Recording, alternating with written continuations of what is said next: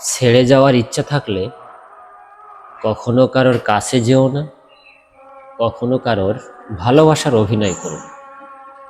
যদি কাউকে ছেড়ে যাওয়ার মন থাকে, কারোর সাথে অভিনয় করার, কাউকে ধোঁকা দেওয়ার মন থাকে, তাহলে এই মন নিয়ে কারোর কাছে যেও না, কাউকে ভালোবাসার অভিনয় করো না। পাওয়ার যন্ত্রণাটা সহ্য করা যায়। যে আমি পালাম না, আমি ব্যর্থ হয়েছি, আমার কপালে ছিল না, এটা মেনে নেওয়া যায়, এটা সহ্য করা যায়। কিন্তু কেউ যদি প্রতারণা করে, কেউ যদি মন নিয়ে খেলা করে, অর্থাৎ কাউকে পেয়ে তাকে হারিয়ে ফেললাম, তো আমি মনে করি এর থেকে দুঃখ, এর থেকে কষ্ট আর হয় না। এই জন্য ভালোবাসার মন যদি থাকে তাহলে কাউকে ভালোবাসো, আর ভালোবাসার মন যদি না থাকে, যদি ধোঁকা দেওয়ার মন থাকে, এরকম মন নিয়ে কারো কাছে যেও না, আর কারোর মন ভেবো। স্ত্রীর জন্য পাগল হওয়া কোনো কাপুরুষিকতা নয়। সমাজে অনেকে বলে দেখেন, যারা স্ত্রীকে ভালোবাসে, স্ত্রীকে একটু খেয়াল রাখে, যত্ন করে, তখন সমাজের মানুষ, গ্রামের মানুষ দেখবেন বলবে যে ওরে এত বউ পাগল।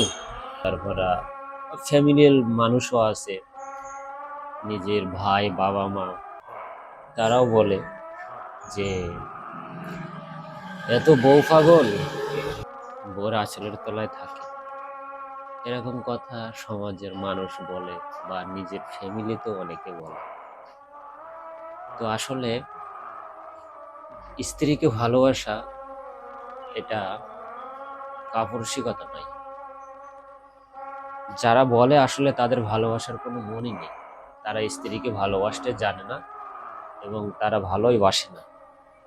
কারণ স্ত্রী এমন একটা আল্লাহর দেওয়া একটা উত্তম জিনিস, যেটাকে যত্ন না করলে, কেয়ার না করলে, ভালো না বাসলে, আস্তে আস্তে ওখান থেকে ভালোবাসাটা আর পাওয়াই যাবে না। কারণ বাবা মার পরেই যে পাশে থাকে, যে কেয়ার করে, ভালোবাসে, সে হলো স্ত্রী। আর সেই স্ত্রীর যদি খেয়াল না রাখেন, স্ত্রীর যদি কেয়ার না করেন, ভালো না বাসেন, তাহলে আপনার স্ত্রীও আপনাকে কেয়ার করবে না, ভালোবাসবে না। সব থেকে কাছের বলতে, সব থেকে কাছের যে থাকে, সব থেকে ভালো যে বাসে, সে হলো একমাত্র আল্লাহ। কারণ এই পৃথিবীতে সবাই স্বার্থপর, দুদিন পরেই সবাই ভুলে যায়। কিন্তু আল্লাহ বান্দার ভালো মন্দ, বান্দার কখন কি প্রয়োজন, আল্লাহ সেটা দেখেন। আল্লাহ বান্দাকে অনেক অনেক বেশি ভালোবাসেন, যা এই দুনিয়ার মানুষ পারবে না। আপনি মরে গেলে 2-4 দিন কান্নাকাটি করে সবাই ভুলে যাবে, সবাই যার যার মতো নিজের কাজে ব্যস্ত হয়ে যাবে, নিজের খেয়ালে ব্যস্ত, কেউ আপনার খোঁজ রাখবে না। জন্য সব থেকে কাছের বলতে আল্লাহ তাআলা, আর কেউ না।